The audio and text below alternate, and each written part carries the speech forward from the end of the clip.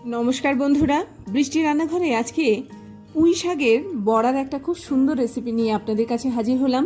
কাছে দূরে যেখান থেকে আমার এই ভিডিওটি দেখছেন, আশা করি সবাই ভালো আছেন, সুস্থ আছেন। এখন যেহেতু একটুখানি বৃষ্টির ওয়েদার চলছে, তো আপনারা কিন্তু বাড়িতেই এটা খুব সুন্দরভাবে চটজলদি তৈরি করে ফেলতে পারেন। আমার বাগানের পুঁই পাতা দিয়ে আজকে একটা খুব সুন্দর রেসিপি আপনাদেরকে করে দেখাবো, যেটা মুখে লেগে থাকার মতো। তো চলুন আজকের এই রেসিপিটা এক্ষুনি স্টার্ট করছি। সবার প্রথমে আমি বাগান থেকে কিছু পুঁই পাতাকে এরকমভাবে জাস্ট জোগাড় করে নিলাম, একদম টাটকা পুঁই পাতা। আপনারা নর্মালি বাজার থেকেও কিন্তু পুঁই পাতা এরকমভাবে নিয়ে আসতে পারেন। তো যে পুঁই পাতাটা আপনারা নেবেন না কেন, সেটাকে একটুখানি ভালো করে গরম জলে ভালো করে একটুখানি পরিষ্কার করে নেবেন। পরিষ্কার করে নেওয়ার পরেই কিন্তু এই পুঁই পাতাটাকে ব্যবহার করবেন। তো এরকম কিছু পুঁই পাতা আমি নিয়ে নিলাম। নিয়ে নেওয়ার পরে এবারে যেটা করব সেটা হচ্ছে এটাকে ভালো করে একটুখানি গরম জলে এরকমভাবে পরিষ্কার করে নিচ্ছি। পরিষ্কার করে নেওয়ার পরে এবার একটা পাত্রের মধ্যে পুঁই পাতাগুলোকে একটু কুচিয়ে আমি এর মধ্যে দিয়ে দিলাম। তার মধ্যে একটুখানি আপনারা ছোলার ডাল অথবা মটর ডাল এখানে অ্যাড করতে পারেন। তার সাথে দিয়ে দিলাম একটুখানি পেঁয়াজ, খুব ভালো লাগবে এর টেস্টটা। সঙ্গে একটুখানি আদা বাটা আমি এর মধ্যে ব্যবহার করলাম। আপনারা যদি মনে করেন একটু থেতো করা রসুন এর মধ্যে দিতে পারেন। বেশি করে একটু কাঁচা লঙ্কা দিয়ে দিলাম, একটু হলুদ আমি এর মধ্যে অ্যাড করলাম, একটু জিরের গুঁড়ো আমি এর মধ্যে দিয়ে দিলাম, সামান্য একটুখানি বড়ার মধ্যে আমি মিষ্টি অ্যাড করলাম, পরিমাণ মতো নুন দিয়ে দিলাম। সামান্য একটুখানি যদি মনে করেন গরম মশলার গুঁড়ো আপনারা এর মধ্যে অ্যাড করতে পারেন। একটুখানি এখানে আপনারা ময়দা অথবা কর্নফ্লাওয়ার দিয়ে দিতে পারেন, একটুখানি বেসন এর মধ্যে অ্যাড করতে পারেন। তো খুব ভালো লাগবে। এই সমস্ত মিশ্রণ দিয়ে আমি ভালো করে এটাকে মাখবো। নর্মালি আমরা একটুখানি বর্ষার সিজনে দেখবেন বাইরের খাবারের প্রতি ঝোঁকটা আমাদের বেড়ে যায়। তো এবার থেকে বাইরের খাবার না খেয়ে যদি আমরা এইভাবে জিনিসটা তৈরি করি, এটা বাইরের থেকে অনেক বেশি স্বাস্থ্যকর। এইরকমভাবে হাত দিয়ে খুব ভালো করে এটাকে মাখতে হবে, পুঁই পাতার সঙ্গে খুব ভালো করে এটাকে কিন্তু এরকমভাবে একটুখানি মিশিয়ে নিতে হবে। এটা একদম রেডি হয়ে গেল। এইবারে দেখুন, এটা একদম যাতে এর মধ্যে কোনো রকম বেশি পরিমাণে জল না থাকে, এটা একদম যাতে মাখো মাখো হয়, সেই জন্যই কিন্তু আমি এখানে সবার শেষে ওই বেসনটা অ্যাড করেছি। কর্নফ্লাওয়ার আপনারা দিয়ে দিতে পারেন, যাতে খুব ভালো করে এটা একটুখানি শুকিয়ে থাকে। তো এরকমভাবে হাত দিয়ে গোল গোল করে বড়ার আকারে এর মধ্যে আমি একদম ফুটন্ত তেলের মধ্যে আমি দিয়ে দিলাম। এটা ভাজা হবে মিডিয়াম টু হাই ফ্লেমে, এটাকে একদম লো ফ্লেমে ভাজা করার দরকার নেই, কারণ এটা হতে বেশিক্ষণ সময় লাগে না। আর ডালের জিনিস যেহেতু, এটা খুব তাড়াতাড়ি কিন্তু ভাজা ভাজা মতো হয়ে যাবে।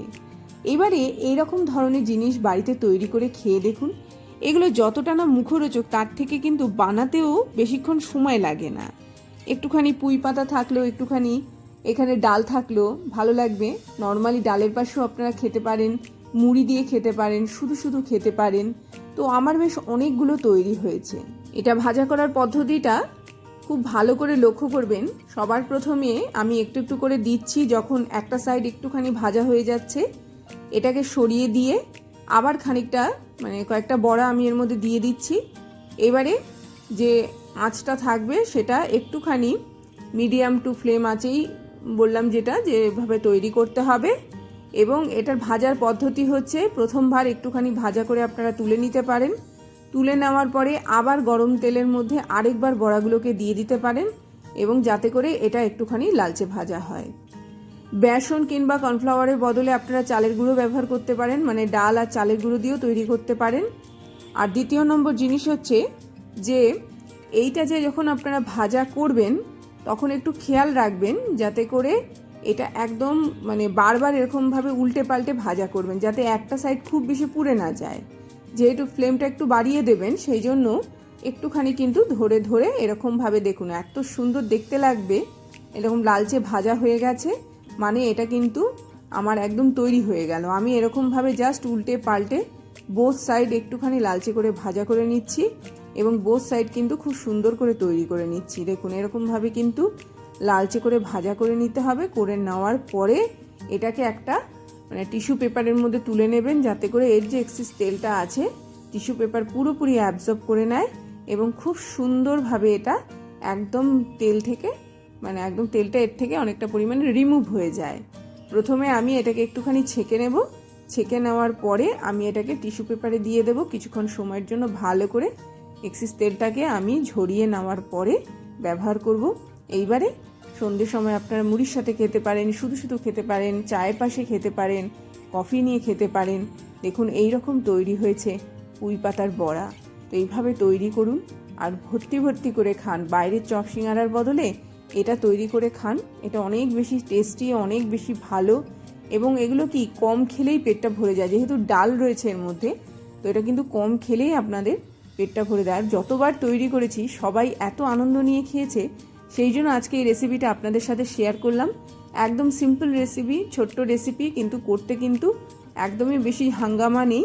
তো অবশ্যই বাড়িতে তৈরি করবেন, অবশ্যই বাড়িতে খাবেন। এই বলে আজকের মতো বিদায় নিচ্ছি। আবার আসবে একটা খুব সুন্দর ভিডিও নিয়ে।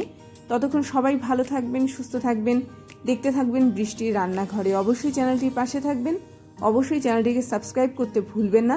আর এই ধরনের ভিডিও পাওয়ার জন্য নোটিফিকেশানটাকে অন করে রাখবেন, তাহলে সবার আগে ভিডিওটা আপনার কাছে পৌঁছে যাবে। দেখুন একদম দেখিয়ে দিচ্ছি সামনাসামনি। এইভাবেই কিন্তু তৈরি করবেন আর এইভাবেই কিন্তু একদম মুচমুচে, একদম গরম গরম খাবেন। চায়ের পাশে খান অথবা কফি কিংবা মুড়ির পাশে, অবশ্যই এটা।